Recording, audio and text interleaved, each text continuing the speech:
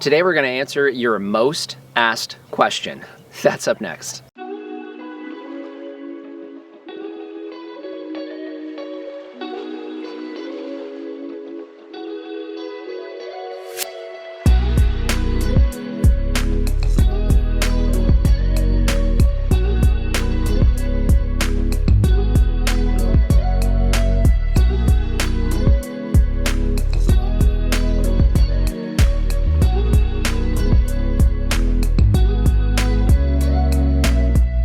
Hello everyone, this is Dwayne with Edge of Nowhere Farm, and we are coming to you here today in the middle of July 2021. As you can probably see, we're very early in the morning because, of course, summertime in Arizona means very, very hot weather. That turns into, hey, Dwayne and Lori, how do I water my trees?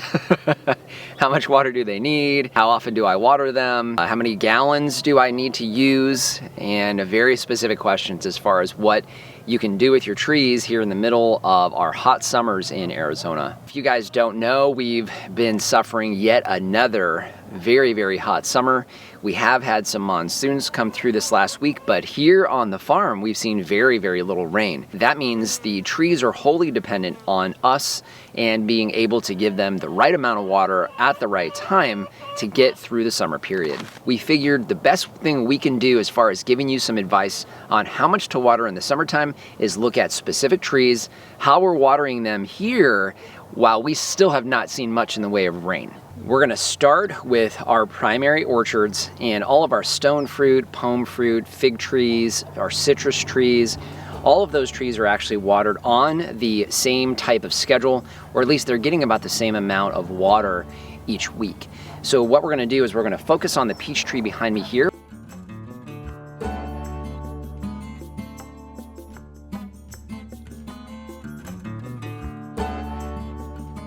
So this is one of our Florida Prince peach trees, and it's actually a very good example of what you can get here in the middle of summer as far as growth. In fact, it has some new growth here at the tips, and so that's good to see. We've had a little bit of a cooling off this week, and you can see the tree's definitely reacting. This tree is about 1.5 years old. We put it in the ground, I believe it was March of 2020, and here we are in July of 2021. And you can see we went from a stick that was about 1.5 feet to 2 feet tall to this beautiful tree next to me here.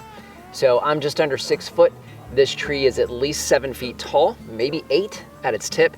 And then as far as width, it's probably a good 4 to 5 feet across. This tree is being watered at this point twice a week. Now, for most of our standard trees, we have that set up on a bubbler system, and the bubblers run at 1/2 gallon per minute, not per hour, per minute. And because of our restrictions as far as how much water we can use at any given time, we have 24 trees on a single zone, and that zone is being watered for 90 minutes twice a week. We have this particular zone being watered on Mondays and Fridays to give you an idea of how we're separating that out. And at each interval, it's receiving 45 gallons each day. So a total of 90 gallons in that week. Now that is high, and the primary reason is because we are attempting to build soil, and we want to make sure that these trees get well established here early, and you can see the trees reacting to that additional water that we have on these trees here at the beginning of their lives. This will give you a shot down one of our orchard rows, and you'll see very quickly that the trees, they look really good, but also you're gonna see the mulch rings. One of the things that we specify when it comes to how we water our trees is we emphasize the fact that we have heavy, heavy mulch around all of our trees. And if you guys watch the video, in fact, I'll link it for you here. If you watch the video on how we design our watering rings, you'll see how we have a swale, and then we have a berm, and our water goes into those swales underneath the wood chips. So the wood chips are maintaining that moisture. In addition, with about 1 foot of wood chip mulch, if you dig your hand down below the wood chips, you'll find that the temperature is much, much lower as you put your hand down there. You can feel the difference. It's anywhere from 20 to 30 degrees cooler underneath the mulch, which is where the tree, of course, is thriving. And that's exactly what you're gonna need to do. In addition, these heavy, wide rings are helping the water to penetrate further out and away from the tree. That's also critical as you're watering. You want to make sure you're watering at and beyond the drip line. Our dirt here in Arizona is extremely hard, and if you don't give those roots someplace they want to be, they're not going to go. So you need to make sure that your ring is designed wider than the tree. You're watering at that drip line, so the roots are being encouraged to grow away from the tree. I want to actually show you the irrigation that we're using on this particular tree, and you'll get an idea of how this works. Okay, so you can see here, that is where we have our bubbler.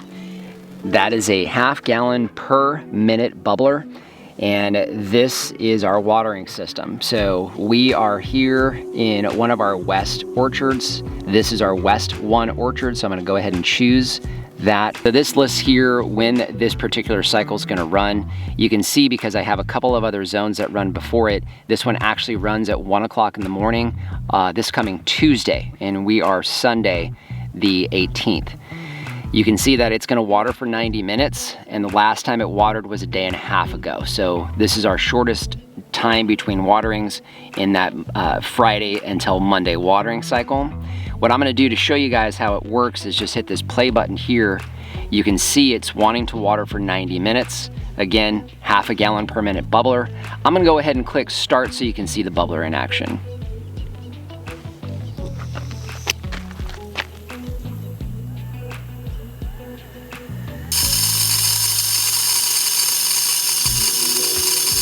Again, your stone fruit, your pome fruit, your figs, your mulberries, your citrus trees, all of those trees are on this same watering schedule twice a week, Mondays and Fridays, 1/2 gallon per minute. It's running for 90 minutes, so it's getting a total of about 90 gallons here at the peak of summer. No real rainfall, and very, very dry and hot. We're gonna head back to the back of the property and all of our mulberry and pecan trees and talk about a slightly different way that we're watering those. We're here at the very south end of the property, and this is the backdrop to the entire farm. And these are all of our mulberry and pecan trees. So these trees are all designed to be very, very tall, wide trees. And the pecan trees in particular take a tremendous amount of water even as they're older, because they're massive, massive trees. We're talking 50, 60, 70 feet tall, 30 to 40 feet wide, just large, large trees. So we put fewer trees across the back of this, which is allowing us to use a 1 gallon per minute bubbler, so we can really drench the soil and encourage these trees to just get massive. The ring designs are the same, just wider, and mulching and everything else is identical. Now the difference with these, because they're younger, is we're watering them a little bit less. Because they're on the inside rings, if you guys know our double ring design, these trees are being watered twice a week, and each time they have 30 gallons of water on them. Same spread as far as which days, just on different days. These are watered on Sunday and Thursday, early mornings. Now that's one thing I should mention. All of our watering is done in the evening and through the overnight time frame. So we are watering when we have the least amount of potential for evaporation, even though we wouldn't have any evaporation issues anyhow because of how we're watering underneath the mulch. We still want to make sure that we're taking every effort we can to eliminate as much moisture evaporation as we can when we do water. So you can see these trees look really good. In fact, one of our white mulberries is a good 10 feet tall.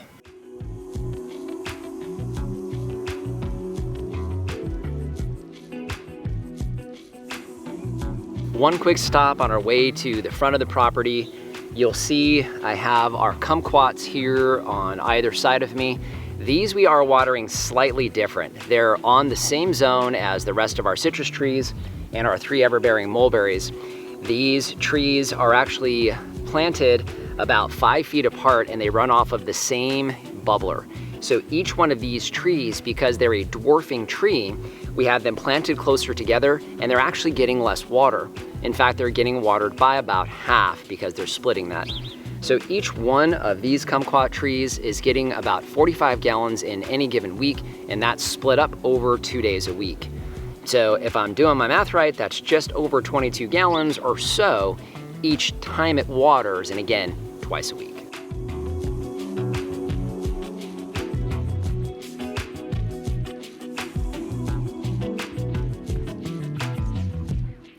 Up here at the front of the house with our tropical trees, you'll see our pink guava here. You can see it's actually doing really good. These are watered a bit less. These are watered also on drip irrigation. So these have 4 2-gallon per hour emitters on there. And these are watered on the same schedule as the citrus because they're smaller trees. They don't need quite as much water as some of our larger watered trees like citrus. With 4 emitters at 2 gallons per hour, that's 8 gallons each hour, 16 gallons each watering cycle, and that's 32 gallons in a week. And you can see doing really well and pushing out new growth. This is our potted golden Dorset apple tree. We've had this in the pot for over 3 years. We do get questions about potted trees. And the first suggestion I would make is you want to make sure you have a nice, large, thick pot. One of the things we've noticed having this concrete pot here for the last few years, this tree in full sun, we water it every single day in the middle of summer, but you can see the leaves still look fantastic even after super, super hot days. It is still dependent on you for moisture. So we found, again, watering every day, a nice thick pot makes a big difference because you're not going to lose water perspiring through the pot quite as quickly, and it seems to work well for us. If you have your trees in plastic pots and you're just keeping them over the summer or for some other reason, you're going to want to keep those in mottled sun pretty much all day. So ideally you would have those underneath a tree. That's really kind of the best way to do that. And that's actually what we did when we were getting ready to move from the old property to this one. We had a couple dozen trees in pots and we kept them underneath a large mulberry tree, so they always had shade. Either way, that daily watering is the key. All right, so I'm here in the middle of our grapevines. So our vineyard garden is surrounded by grapevines. So our grapevines are set up on a traditional vineyard setup as far as irrigation is concerned.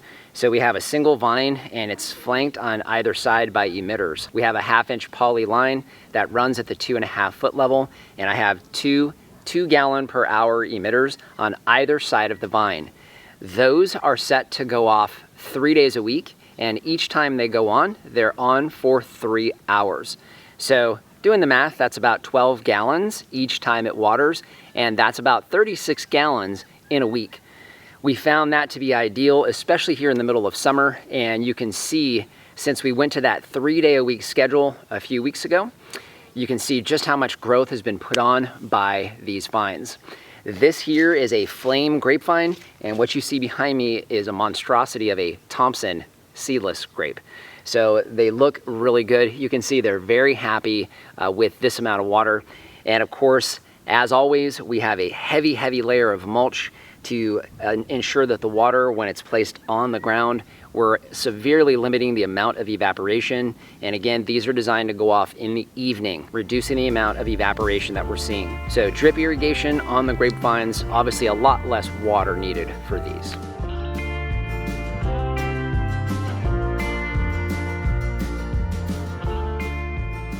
Next up would be your berries. What you see here are 2 different types of berries. We have a Primark blackberry here. I believe this is the Freedom variety. And we have a Loch Ness berry here. You can see this one we know it does really well. This is basically just 1 year's worth of growth, and it's doing very, very good. The Loch Ness, maybe not quite as strong, but we're testing that. Either way, this bed is set up. In fact, I'm gonna go ahead and link the video here where we actually created the soil for this bed with nothing but a little bit of compost right in the middle of the bed and a whole lot of wood chips that we've since filled in. And you can see these berries love that. Now, I mentioned the soil in the bed on purpose because one of the things with blackberries is they will send out runners from the roots and start growing pups out of the ground, out of the soil. So what we're doing, and the reason we wanted soil throughout this bed, is we want to make sure that we're creating soil throughout. So it's very easy for these blackberries to send runners up and continue to push additional growth and of course fruiting. So how we have these set up is a drip irrigation system.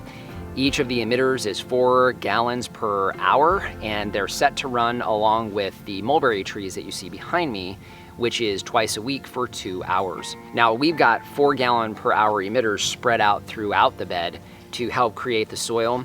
Immediately around the blackberries, we have one emitter that's essentially pointed towards the blackberry, the rest of them are pointing away. So that particular vine is getting 8 gallons twice a week or 16 gallons directly, but much more indirectly with the rest of the emitters.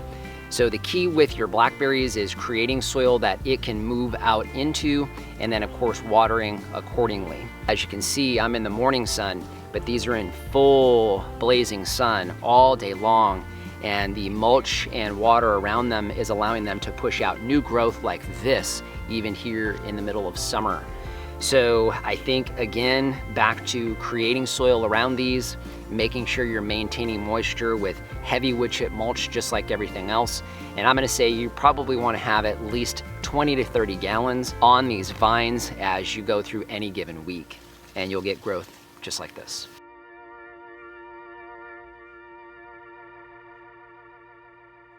Overall, I think the key with this is it's going to always be different. We can't give you specific advice. Obviously, we're showing you here today what we're doing here on the farm, and it's working really well for us. But every piece of land has variables. So an example would be, what kind of water are you using? We're on a well here. So if you're in the city, you have city water, which is treated water. And of course, that's gonna affect a lot of things when it comes to the tree and how the tree receives the water. Keep in mind, the trees have to be open to that water reception around the roots, so your rootstock makes a difference. You know, is it able to take in that moisture?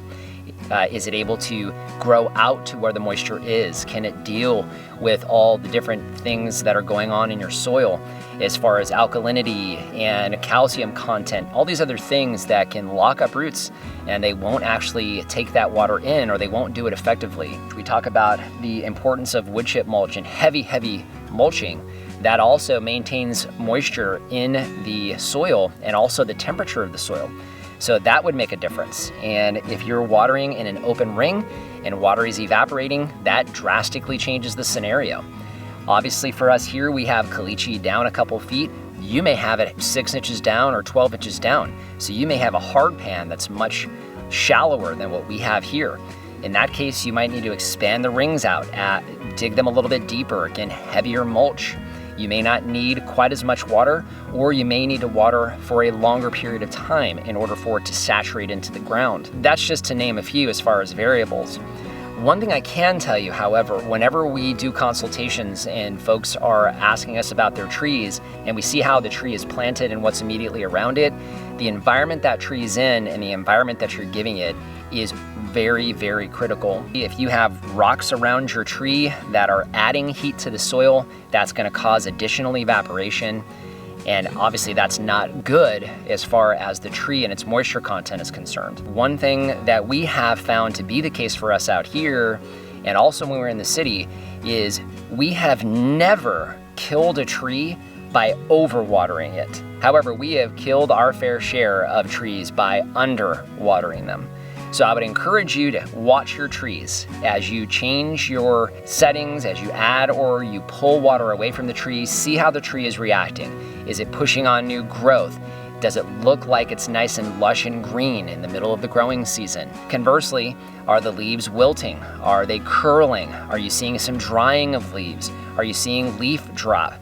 Are you seeing these different things? Are you seeing yellowing of leaves, which could be a sign of overwatering? Are you seeing those things on the tree? You know better than I do how that tree's reacting to the watering that you're doing. We do the same thing here, and we've found that we can be very consistent with the irrigation schedule we have set up based on what's going on around the tree. So watch your trees. A lot of the things we've shown you here today, you'll be able to duplicate pretty much anywhere. And I think if you follow some of those basic principles, you're gonna be just fine. We're here in the middle of summer. You guys always ask us about irrigation and how much water we're giving our trees. Hopefully we gave you some very specific answers here today, and it encourages you to do the same and watch your trees and be able to see this incredible growth. I think we're going to continue to do this as we go into the different seasons to give you guys an idea of what we're doing here on the farm, so it'll give you at least a baseline of what you might want to consider. As always, if you have any questions or comments, please leave those in the comment section down below, or reach us any way you can. Check out our website. You can message us there. We're on Facebook and Instagram. Really encourage you guys to do that. And of course, we do consultations, so if you want us to take a look at yours specifically, you'll see that option on our website as well. So if you guys haven't done so already, please subscribe to the channel. You know, we talk a lot about fruit trees here today. That was the focus. We would love to have you as a subscriber. Definitely share the content. If you know somebody that's into this kind of thing that might be interested, if you share the content, it definitely helps us out here. And our Amazon shop, I'll leave a link down in the description. That is a free, painless way to help support the channel. If you start with that link, it doesn't matter what you buy, you help to support us here. So just want to thank you for joining us today and remind you, if we can farm on the edge of nowhere, so can you. So basically, it's kind of like Where's Waldo, but Where's Dwayne? Yeah. Yeah.